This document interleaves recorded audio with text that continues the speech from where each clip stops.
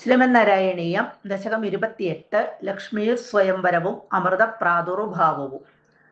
ശ്ലോകം 4.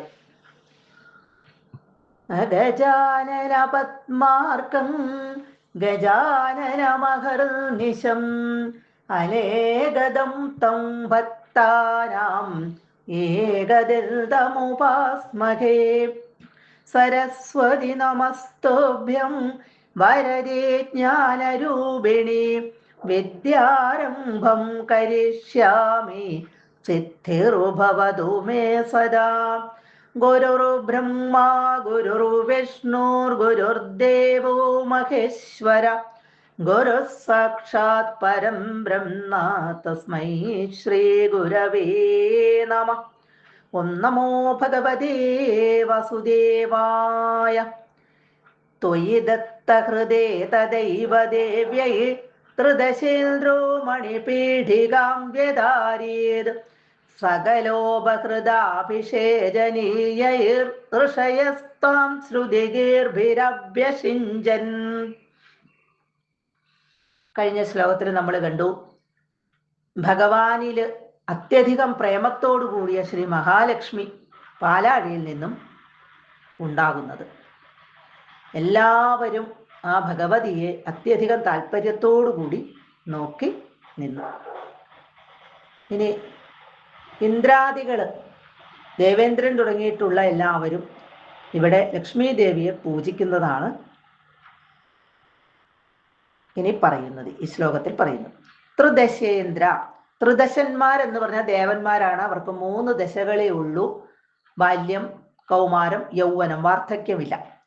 അങ്ങനെയുള്ള ദേവന്മാരുടെ നാഥൻ ഇന്ദ്രൻ, അതായത് ദേവേന്ദ്രൻ. തഥായേവ, അപ്പോൾ തന്നെ, അതായത് മഹാലക്ഷ്മി ഇവിടെ പാലാഴിയിൽ നിന്ന് ഉയർന്നു വന്നപ്പോൾ തന്നെ, ത്വയി നിന്തിരുവടിയിൽ, ദത്തഹൃദയേ അർപ്പിത ഹൃദയായ, ഭഗവാനില് തൻ്റെ ഹൃദയത്തെ വെച്ചിട്ടുള്ള, പതിപ്പിച്ചിട്ടുള്ള ദേവ്യൈ, ദേവിക്ക്, മണിപീഠിക വ്യതാരീത്. മണി എന്ന് പറഞ്ഞാൽ രത്നമാണ്, പീഠിക സിംഹാസനം. ഇവിടെ രത്നസിംഹാസനം വ്യതാരീത് കൊടുത്തു. ഭഗവതിക്ക് അപ്പോൾ ഒരു രത്നസിംഹാസനം ദേവേന്ദ്രൻ കൊടുത്തു. ഋഷയ, ഋഷിമാർ എല്ലാവരാലും, സകല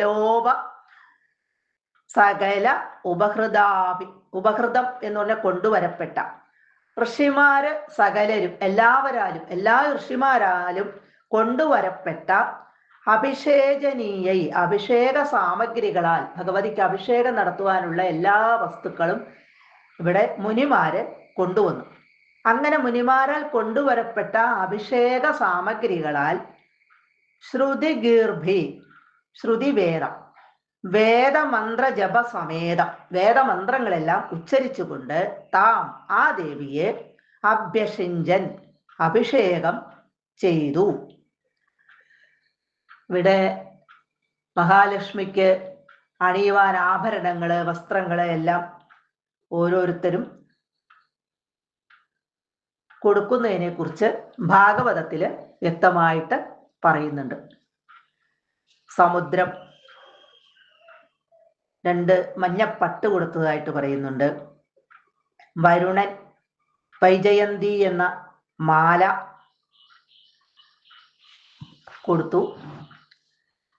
ആഭരണങ്ങള്, വിചിത്രമായിട്ടുള്ള ആഭരണങ്ങള് വിശ്വകർമാവ് കൊടുത്തു.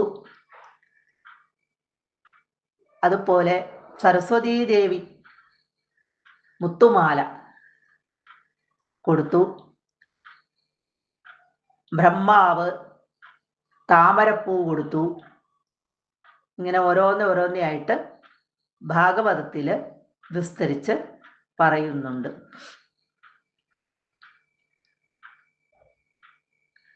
നാഗങ്ങള് ഇവിടെ കുണ്ടലങ്ങൾ കൊടുത്തു എന്നെല്ലാം അതിനകത്ത് ഒരുപാട് വിശദമായിട്ട് അതിനകത്ത് പറയുന്നുണ്ട് ഭാഗവതത്തിനകത്ത്. ഇതിലൊക്കെ വളരെ ചുരുക്കിയാണ് പറയുന്നത്.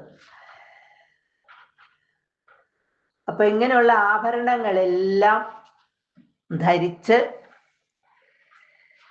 മഹാലക്ഷ്മി അവിടെ വിലസി.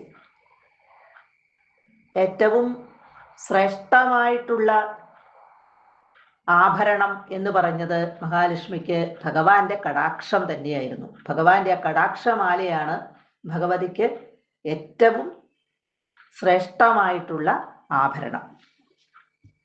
അങ്ങനെ എല്ലാ ആഭരണങ്ങളും എല്ലാം ധരിച്ച് രത്നസിംഹാസനത്തിലിരുന്ന ആ മഹാലക്ഷ്മിയെ വേദമന്ത്രങ്ങൾ ജപിച്ചുകൊണ്ട് ഇവിടെ അഭിഷേകം ചെയ്തു. സർവത്ര ഗോവിന്ദ നാമ സങ്കീർത്തനം ഗോവിന്ദ ഗോവിന്ദ.